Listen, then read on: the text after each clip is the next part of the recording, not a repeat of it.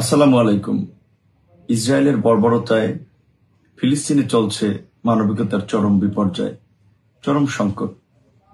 গোটা বিশ্ববাসী দেখছে, ক্ষোভে ফুঁসে উঠছে, প্রতিবাদ হচ্ছে। কিন্তু বর্বর ইহুদি রাষ্ট্র ইসরায়েলের বর্বরতা চলমান রয়েছে। ইসরায়েল কর্তৃক ফিলিস্তিনের নিরীহ মানুষ হত্যাযজ্ঞ এবং ধ্বংসের নিন্দা জানানো প্রতিটা বিবেক সম্পন্ন মানুষের দায়িত্ব এবং কর্তব্য। শুধুমাত্র ধর্মীয় দৃষ্টিকোণ থেকে নয়, মানবিকতার জায়গা থেকেও এই প্রতিবাদ করাটা প্রত্যেকের দায়িত্ব বলে আমরা মনে করি। বাংলাদেশের জনগণ ঐতিহাসিকভাবে মজলুম ফিলিস্তিনিদের পক্ষে সমর্থন জ্ঞাপন করে আসছে এবং ইসরায়েলি বর্বরতার বিরুদ্ধে প্রতিবাদ করে আসছে।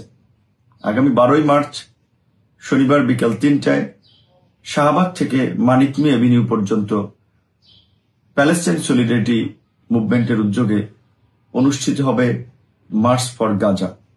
এই প্রোগ্রামে অংশ নেবেন দেশের বিভিন্ন শ্রেণী পেশার মানুষ।